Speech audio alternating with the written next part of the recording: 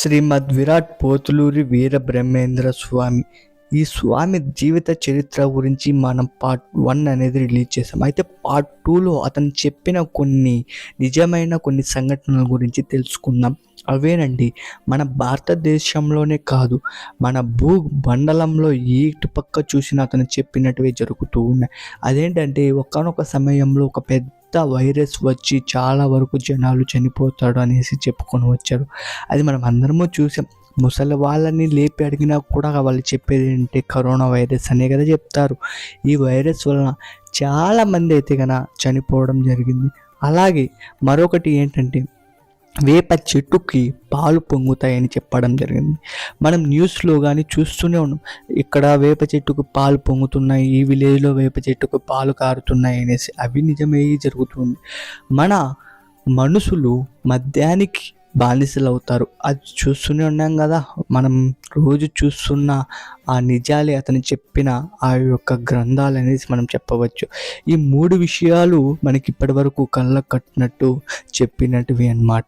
ఇంకొకటి ఏంటంటే చిన్న వయసుకే ఆడపిల్లలు చిన్న వయసుకే పెద్ద మనుషులుగా మారుతారు. అంటే చిన్న వయసులో అంటే 15 ఏళ్ళకి వాళ్ళు నార్మల్గా పెద్ద మనిషి అవుతారు. కానీ ఇప్పుడైతే 12 ఇయర్స్ 10 ఇయర్స్ ఉన్న వాళ్ళు కూడా పెద్ద మనుషులు అవ్వడం జరుగుతూ ఉంది. ఇది మరి పక్కన పెడితే ముండ మోపులు, ఇది తప్పుగా కాదు చెప్తూ ఉన్నాను, ముండ మోపులు ముత్తైదులుగా మారుతారని చెప్పుకొని వచ్చాడు. అది కూడా నిజమే కదండి. ఇప్పుడు ఎక్కడ చూసినా కూడా అలాగనే ఉన్నారు. ఇవన్నీ పక్కన పెడితే జరగబోయేవి నేను కొన్ని చెప్తాను, వినండి. అవేంటంటే మనకి యాగంటి, ఎప్పుడు మనం చూస్తున్నాం కళ్ళ కట్టినట్టు, యాగంటి బసవన్న పెరుగుతూ ఉన్నాడు.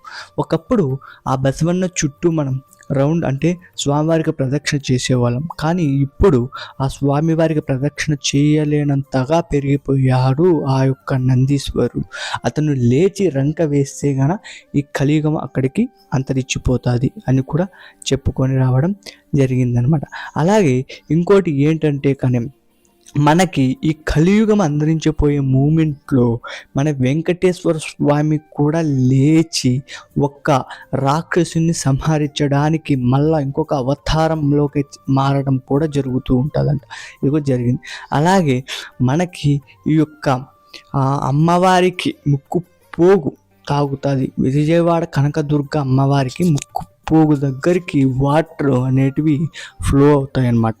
అలా ఫ్లో అయినప్పుడు మనకి సూచన ఏంటంటే మన కలియుగం అంతరించిపోవడానికి దగ్గరలో ఉంది అనేసి మనకి.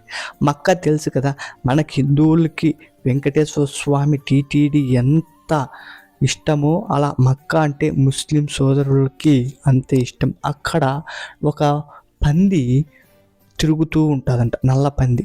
అది పట్టుకోవడానికి పోతే కృష్ణానది తీరానికి వచ్చి మాయమైపోతుందంట. ఇది ఒకటి చెప్పుకొని రావడం కూడా జరిగింది. ఇవన్నీ పక్కన పెడితే అతను చెప్పిన ప్రతి ఒక్క లైను అంతా కూడా నిజంగా జరుగుతూ ఉన్నాయి అండ్ జరిగాయి కూడా. మీరు కొన్ని జరిగినటివి చూశారు, జరగబోయేటివి కూడా వింటూ ఉన్నారు. నేను చెప్తున్నాననేసే కాదు, అనదర్ పర్సన్స్ చెప్పడం వల్ల కూడా మీరు విన్నారు కదా. అయితే మనం తెలుసుకోవాల్సింది ఒకటే, ఇతన్ని నిజంగా అంటే మానవ రూపంలో ఒక దేవునిలాగా అవతరించి మనకి ఒక బోధన నేర్పించి ఇతనైతే సజీవ సమాధి అవ్వడం జరిగింది. నేను వెళ్ళానండి, నేను రవ్వలకొండ తిరిగాను, బ్రహ్మంగారి మఠం సైడ్ మొత్తం అంతలా కూడా చూశాను. ఎక్కడికి వెళ్ళినా ఇతను రచించిన గ్రంథాల పేర్లే చెప్తారు కానీ ఇంకా వేరే చెప్పరు.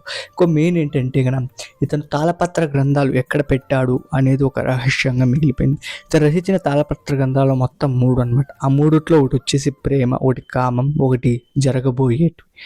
2 అయితే కాలిపోవడం జరిగింది. ఇంకొకటి అయితే అదే అనమాట. అది ఏంటంటే జరగబోయేది. అది ఎక్కడుందంటే ఒక చింత చెట్టు వేర్ల కింద ఈయన దాయడం జరిగింది. దాని గురించి మనం స్పష్టంగా